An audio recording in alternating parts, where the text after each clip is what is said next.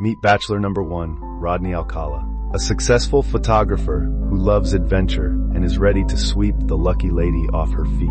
He was charming, he was witty, he even won a spot on a popular dating show. But behind that winning smile lay the mind of a predator, a killer who would go down as one of America's most terrifying criminals. Rodney Alcala wasn't just a contestant, he was a hunter. While millions of viewers saw him as just another bachelor, his true identity was that of a calculating, manipulative serial killer. How did he manage to hide his dark side in plain sight? And what led to his eventual capture? At CrimeByte, we bring you the stories that haunt, shock, and compel. From the most infamous cases to the ones you've never heard of, we uncover the truth behind the headlines. Our mission is to explore the crimes, the survivors, and the relentless pursuit of justice. If you're as passionate about uncovering the mysteries of the criminal world as we are, make sure to subscribe to our channel and hit the notification bell. By doing so, you'll never miss an update as we dive into the gripping and unforgettable cases that keep you on the edge of your seat. Today, we unravel the chilling story of Rodney Alcala, the man who earned the nickname the dating game killer. From his appearance on national television to his horrifying string of murders, this is a case that defies belief. But it's also a story of resilience, as we hear from the incredible survivors who lived to tell their tales. Stay tuned as we take you deep into the heart of a case that shocked the world. What secrets did Rodney Alcala hide behind his charm? And how did the survivors find the strength to face their darkest moments? Rodney James Alcala was not your average man. Born in 1943 in San Antonio, Texas, he seemed destined for greatness. With his high IQ, charismatic personality, and good looks, he could charm anyone he met. But behind the facade of a promising young man lay a darkness no one could see coming. Rodney's intelligence was undeniable, but intelligence without empathy can be a dangerous thing. By the time he was a teenager, he had already begun crafting a mask that would hide his true nature for decades. After joining the U.S. Army, Rodney's erratic behavior became harder to ignore. He was discharged on medical grounds, diagnosed with antisocial personality disorder. But even then, few could have predicted the depths of the darkness within him. In 1978, Rodney Alcala became bachelor number 1 on the dating game. His charm and quick wit won over the audience and the bachelorette, who chose him as her ideal match. But this was no ordinary contestant. This was a man with secrets darker than anyone could imagine. To the world, Rodney was a charismatic bachelor and a talented photographer. But behind closed doors, he used his charm to lure victims into his trap. For decades, he hid in plain sight, manipulating those around him and leaving a trail of devastation in his wake. How did no one see the danger? And how did he evade justice for so long? Tali Shapiro was just 8 years old, a bright and carefree child, walking to school on a warm morning in 1968. She had no reason to fear the world around her. But that day, her innocence would be shattered by a man she had never met. "Hey, sweetheart," he says, "I know your parents. Want a ride to school?" Rodney Alcala was a master manipulator. His charm and calm demeanor made him seem trustworthy, even to a child. Tali hesitated but ultimately got into the car, unaware of the danger that awaited her. Not everyone was fooled by Alcala's charm. A good Samaritan, sensing something was wrong, decided to follow the car. His quick thinking would make all the difference. "I think something's wrong," he told the dispatcher. "A little girl just went into an apartment with a man.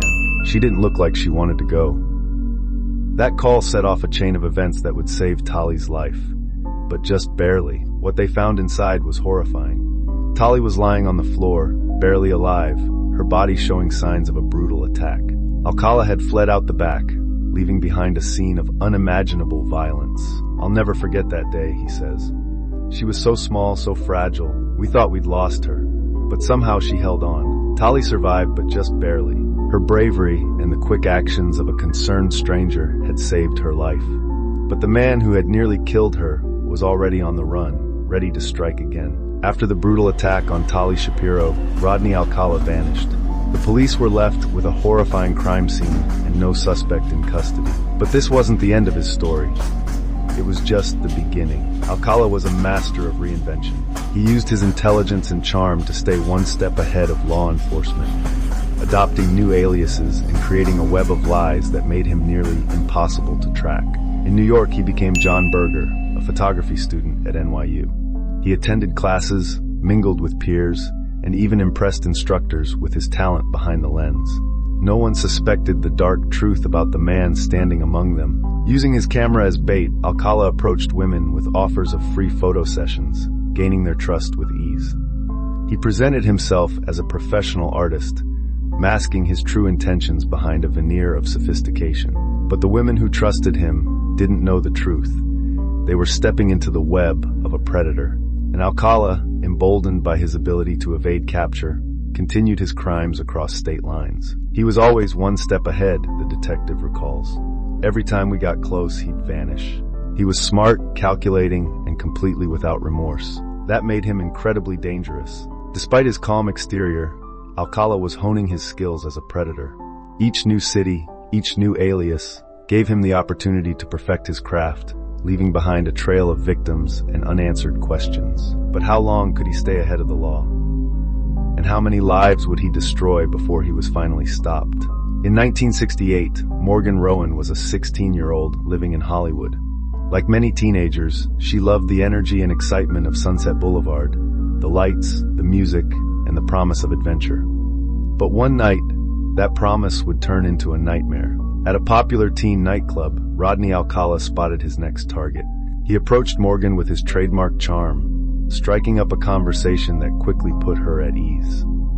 To her, he seemed like just another guy, funny, confident, and completely unthreatening. Rodney offered Morgan and her friends a ride to grab some food, a harmless gesture, or so it seemed.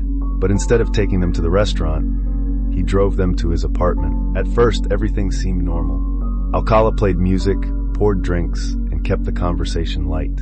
But beneath the surface, the danger was growing. Morgan began to sense that something wasn't right, and then the mask slipped. Alcala's true intentions became clear as he turned his charm into control. Morgan found herself trapped, terrified, and unsure if she would make it out alive. In a moment of bravery and instinct, Morgan's friends managed to break through the tension, pulling her away from Alcala's grasp.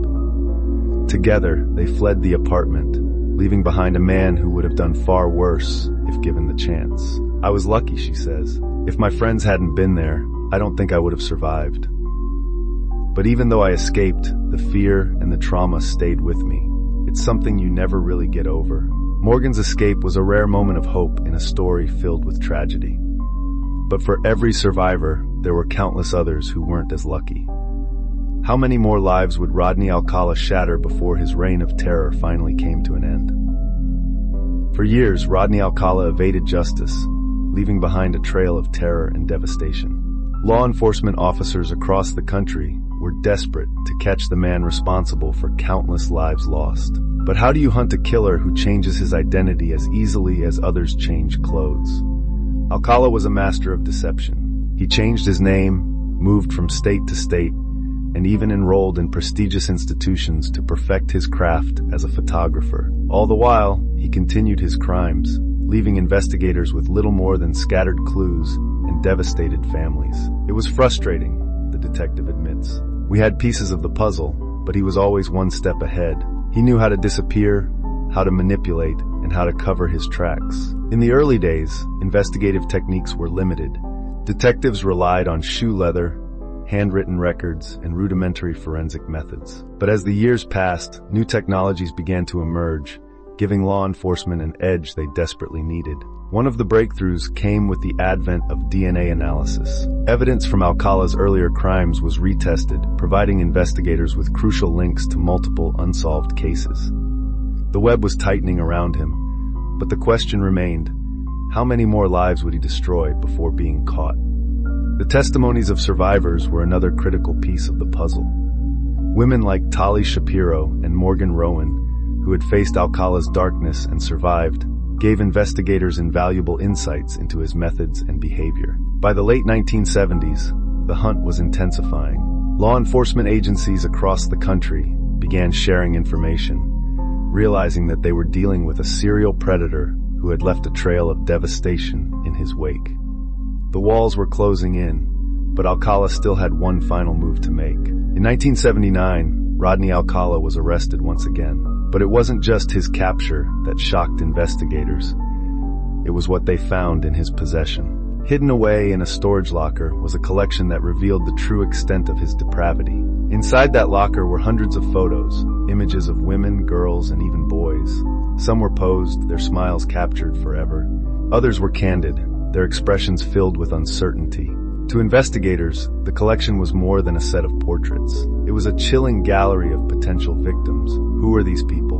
Were they simply subjects of a photographer's obsession, or were they victims of his crimes?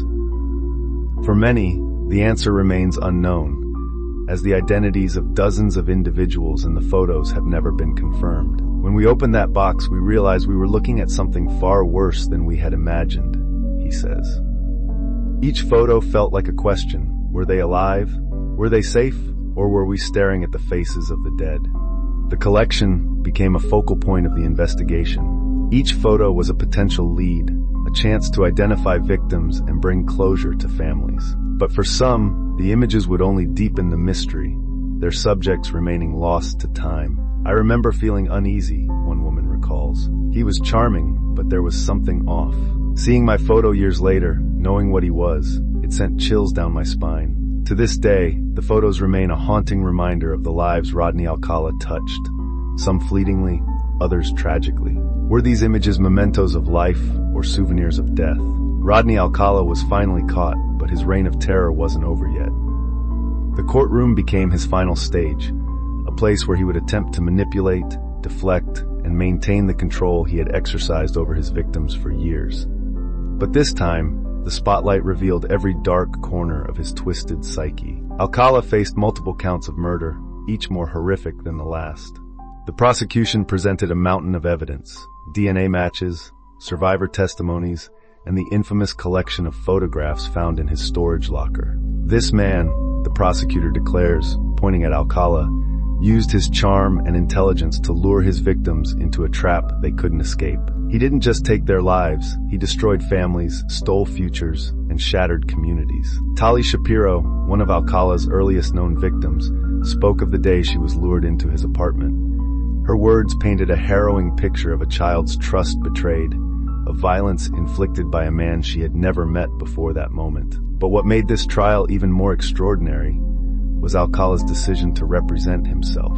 In an act of arrogance or desperation, he stood before the court, playing the role of his own attorney.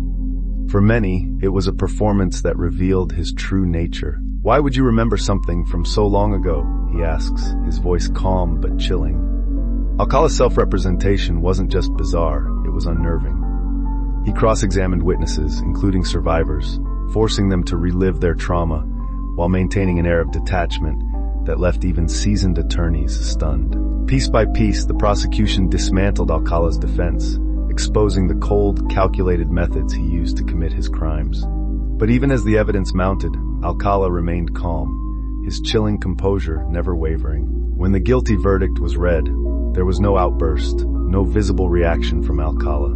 But for the families of his victims, it was a moment of both relief and heartbreak, a small measure of justice for lives that could never be restored. Tali Shapiro and Morgan Rowan are more than survivors. They are warriors.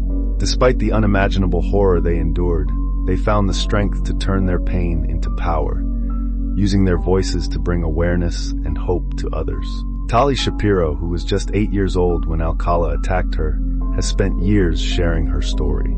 Her bravery helped reignite the investigation into his crimes, proving that even in the darkest moments, the truth can light the way. "I didn't think I'd make it out that night," she says.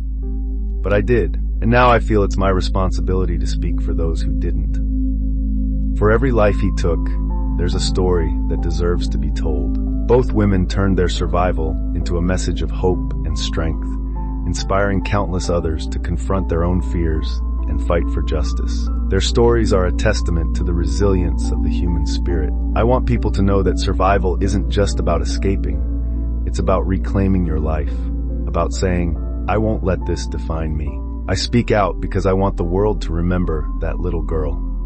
She didn't deserve what happened to her, but she fought, and she's still fighting. Their courage reminds us that even in the face of unimaginable horror, there is always a way forward. Tali and Morgan didn't just survive, they thrived. And in doing so, they became beacons of hope for countless others. Rodney Alcala, the man who once charmed his way onto national television and into the lives of countless victims, spent his final years behind these walls. Sentenced to death for his horrific crimes, he awaited a punishment that, for many, came too late. In 2010, after years of trials and appeals, Rodney Alcala was sentenced to death. For the families of his victims, the verdict was a long overdue acknowledgement of the pain he had caused. But even with the sentence handed down, the shadow of his crimes lingered. "I thought his death sentence would bring me closure," one family member says, her voice heavy with emotion. "But nothing can bring my sister back. That emptiness will never go away." Despite his death sentence, Alcala's life ended not by execution, but by natural causes. In July 2021, he died at the age of 77 while still on death row. For some, his death marked the end of a dark chapter. For others, it left questions that will never be answered. "For years, I wanted to look him in the eye and ask why," one survivor says. "Why did he do this? Why did he take so much from us? But now, I'll never get that chance." Alcala's death brought an end to his ability to inflict harm, but it couldn't erase the pain he left behind. His passing was both a relief and a reminder of the lives he destroyed, the families he shattered, and the countless faces in his photographs who may never be identified. Rodney Alcala's crimes left scars that will never fully heal. But from the darkness of his actions emerged a renewed determination to protect the vulnerable, to empower survivors, and to seek justice for those who can no longer speak for themselves. Alcala's story serves as a chilling reminder of the evil that can hide behind charm and normalcy. But it also highlights the resilience of those who survived, the courage of those who spoke out, and the determination of those who refused to give up in the face of unimaginable horror. "We need to trust our instincts," she says. "If something feels wrong, it probably is. And if you see something, say something. You never know whose life you might save." Cases like this remind us that justice isn't just about punishment, it's about prevention, one detective explains. We've come a long way in terms of technology and survivor advocacy, but there's always more work to be done. Through the bravery of survivors like Tali Shapiro and Morgan Rowan, and the tireless efforts of advocates and law enforcement, a powerful message has emerged. Evil can be confronted, and justice can prevail. But it takes vigilance, courage, and a willingness to stand together. The story of Rodney Alcala is not just about the darkness he brought into the world. It's about the light that followed. It's about the survivors who refused to be silenced, the communities that came together, and the lessons we continue to learn from their strength. As we close this chapter, we reflect on the many lives touched by Rodney Alcala's darkness, the victims who never came home, the families left searching for answers, and the survivors who turned pain into strength. Their stories remind us of the fragility of trust and the resilience of the human spirit. At CrimeByte, our mission is to ensure that these stories are not forgotten. We bring you the untold truths, the haunting details, and the unshakable pursuit of justice that define these cases. But there is always more to uncover, more voices to amplify, and more lessons to learn. Through awareness, vigilance, and the courage to act, we can make a difference. Stories like this show us that while evil can lurk in plain sight, the collective will for justice is stronger. Thank you for joining us on this journey into one of the most chilling cases in true crime history. Rodney Alcala's story is a grim reminder of the danger that can hide behind charm, but it's also a testament to the bravery of survivors and the relentless pursuit of truth by law enforcement and advocates. If you were captivated by this story, don't forget to like, subscribe, and hit the notification bell to stay updated on more gripping true crime content. Every story we share is a step toward awareness, justice, and prevention. Remember, stay aware, stay safe, and stay tuned for more stories that need to be told. Together, we can shine a light on the darkest corners of humanity and bring justice to those who deserve it.